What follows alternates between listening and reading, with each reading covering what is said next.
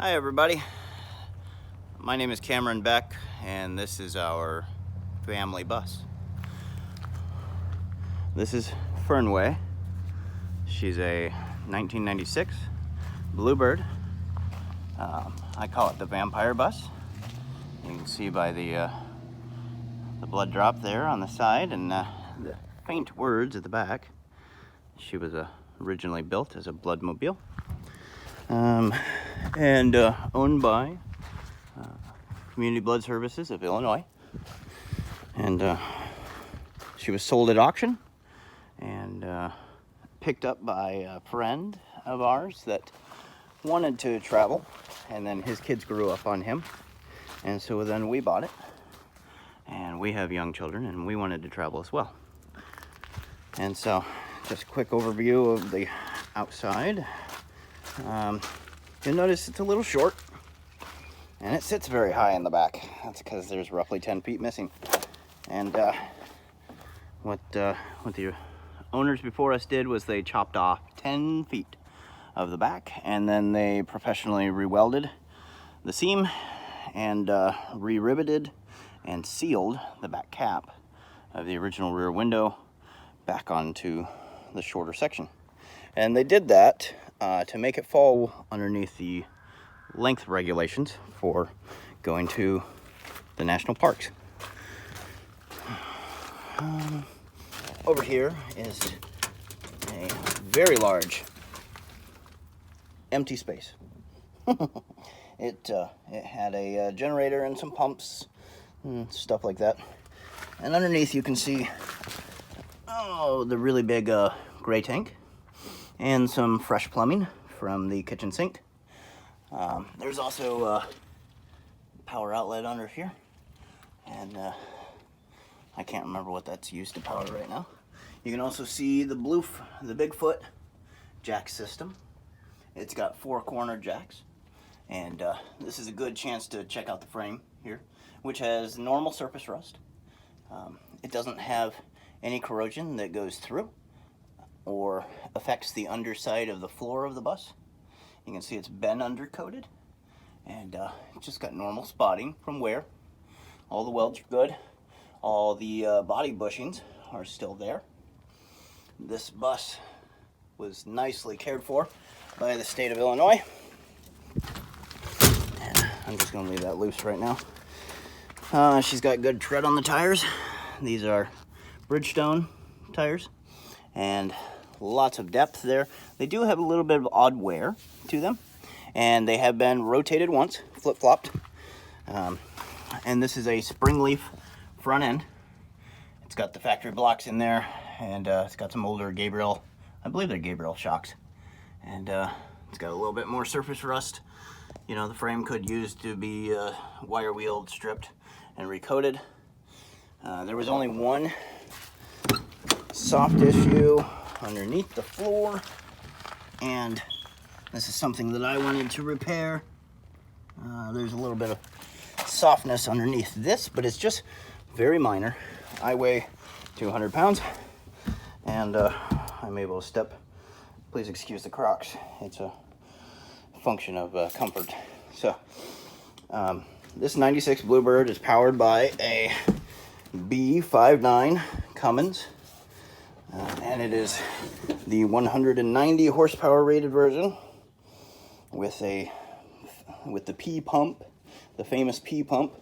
That's a P7700 injection pump, and it is intercooled. These pipes go up to the front, they come back. It's not the earlier version that had less power and was non-intercooled. Yeah, it's got good power, and it really sounds great. It's backed by an Allison 545 transmission, which is underneath this very thick MDF subfloor.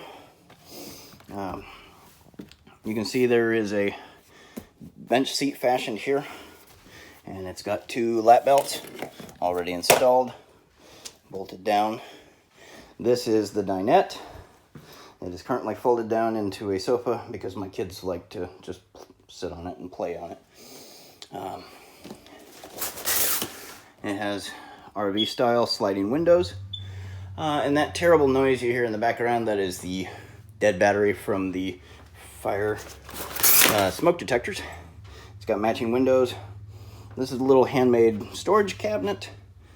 And then we have more storage up here behind the driver's seat. A microwave, a small fridge. I make no guarantees about the appliances working, but they do stay put. They are very solidly built in that cabinet.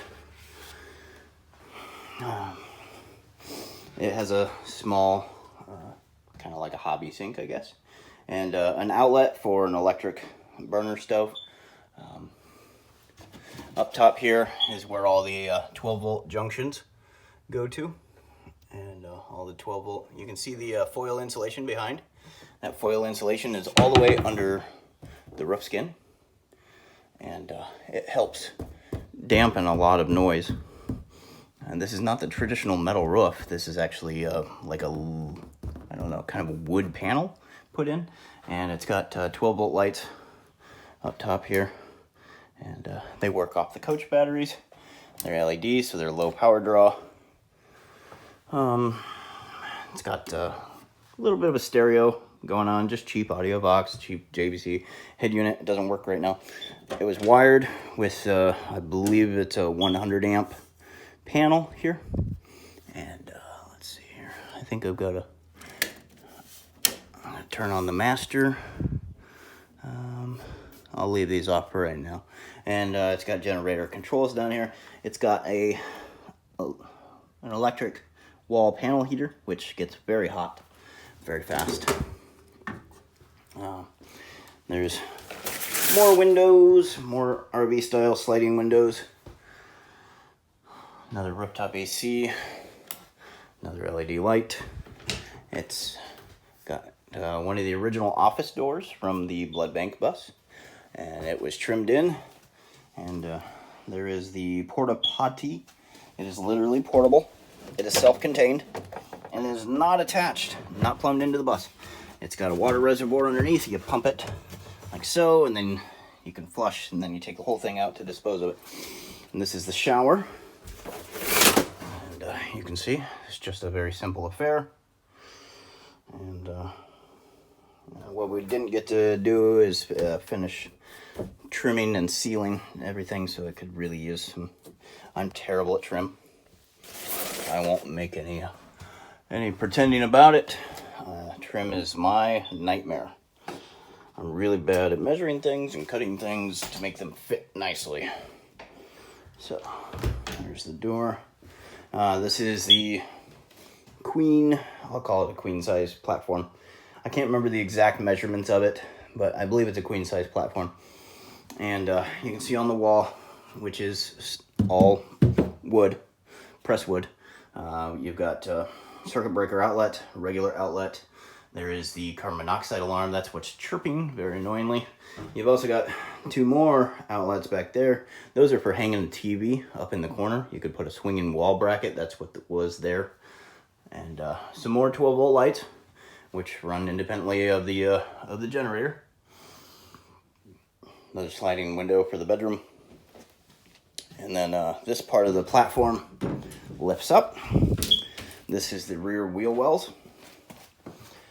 And there's some extra things down here that we didn't get to. This is a complicated 2-generator setup / shore power panel with all the necessary connections.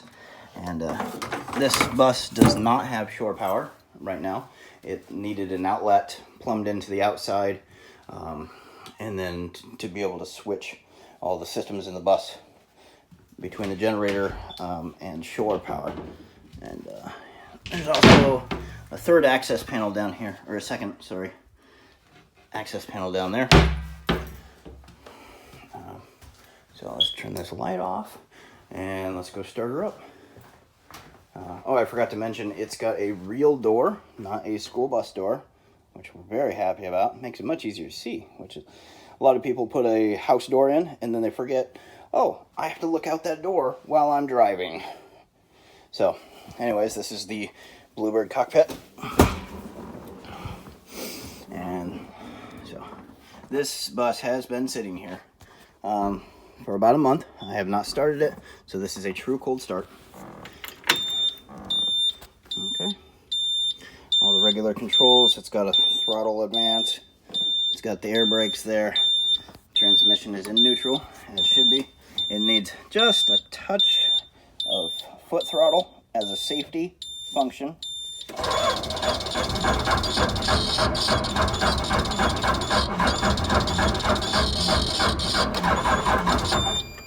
Well, battery might be a little low.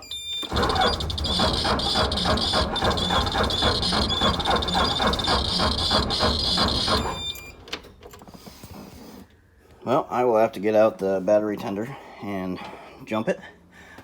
The battle wagon is not going to be sufficient for this big of battery, so I will have to go get my pickup. Anyways, there's a switch panel. There's the Bigfoot control panel for the four-corner lift and the mirrors. The previous owner had a small accident with the corner of his barn, and it is taped on the inside and it is sealed on the outside with that black goo that you put on roofs. And there's nice. That's the cheap CD player. But I will have to go get my battery tender and jump start it again.